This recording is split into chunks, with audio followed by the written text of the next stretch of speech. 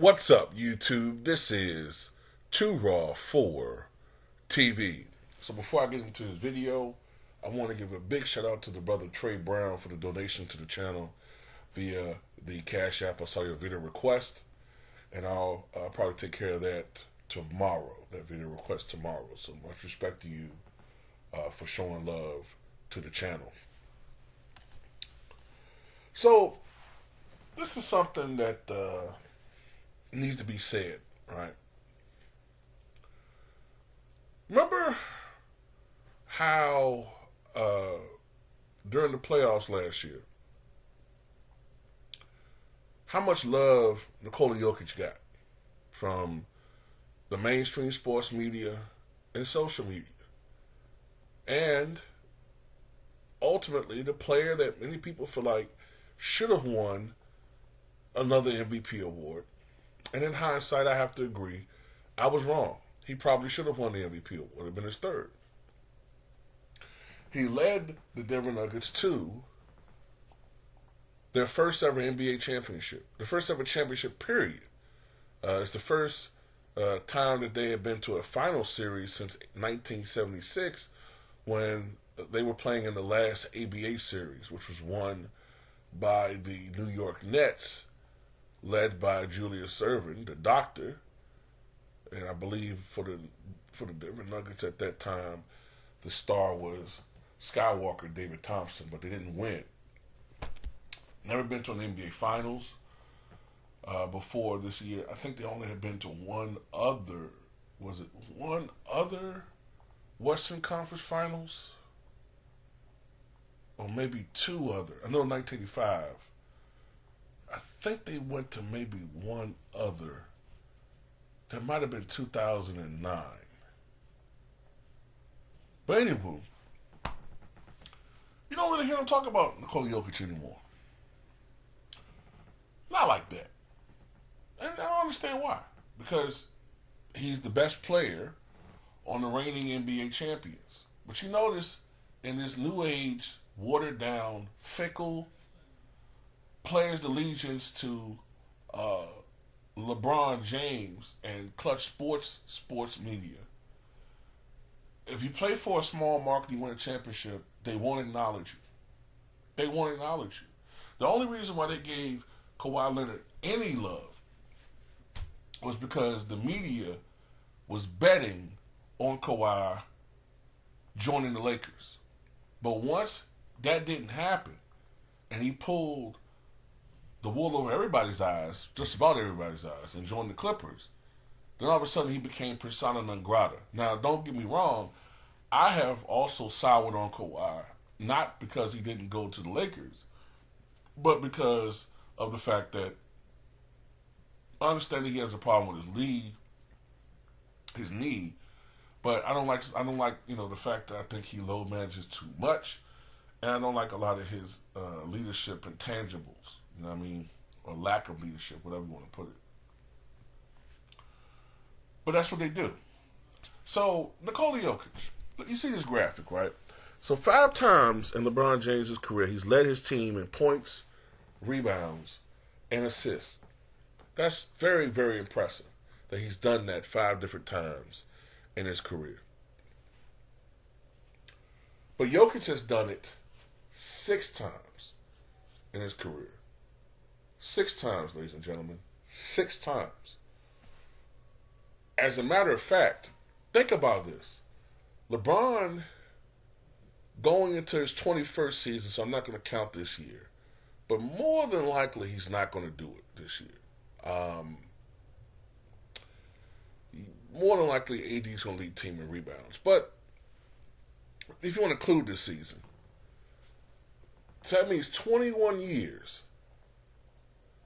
LeBron has only led his team in points, rebounds, and assists 5 times. Right? Jokic, who was drafted in 2014, but didn't play until 2015, in 8 seasons, he's led his team in points, rebounds, and assists 6 times. And more than likely he's going to do it again.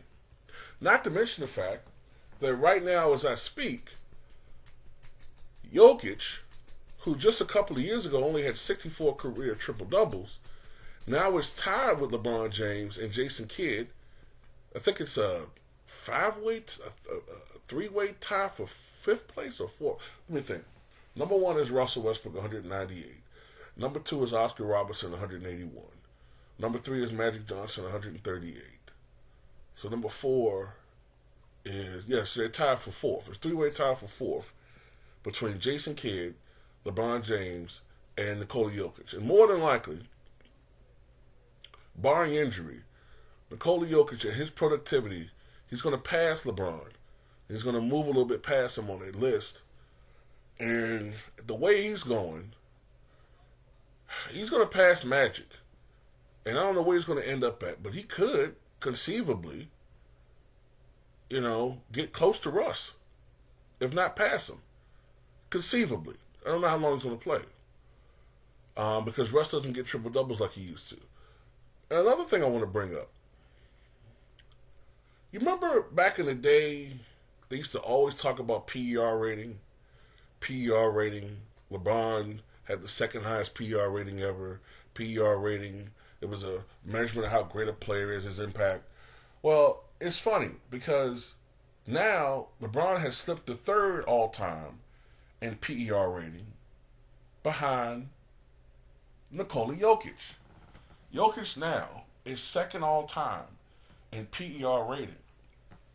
And he has a shot, not saying he's going to, but he has a chance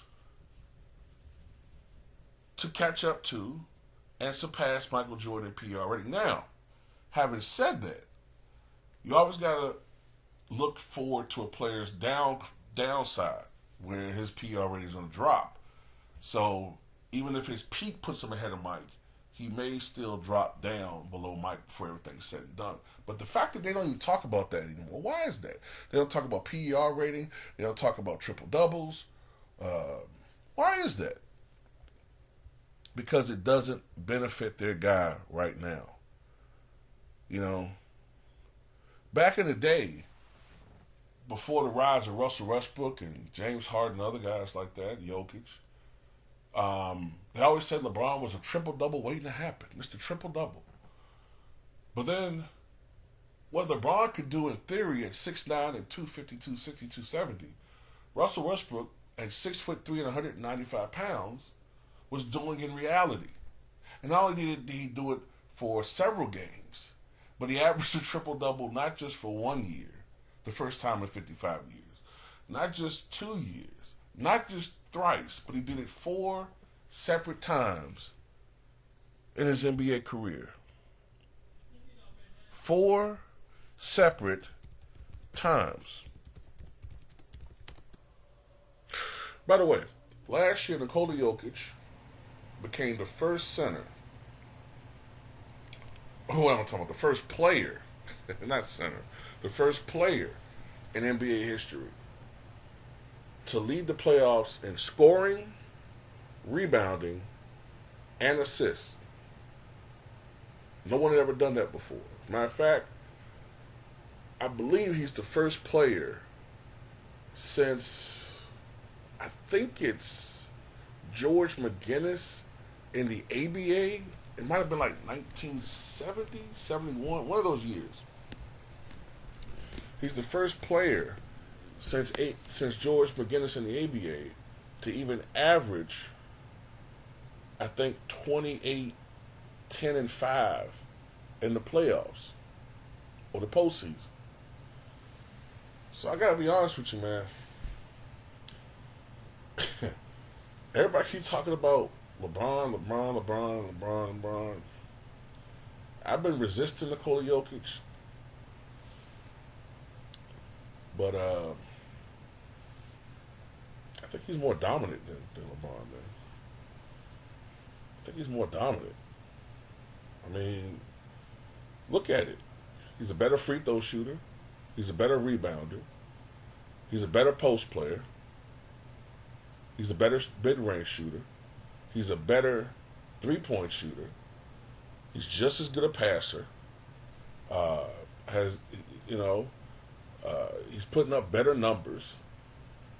You don't have to change the roster around him every goddamn 2 seasons or season and a half because things just aren't working out and he needs help.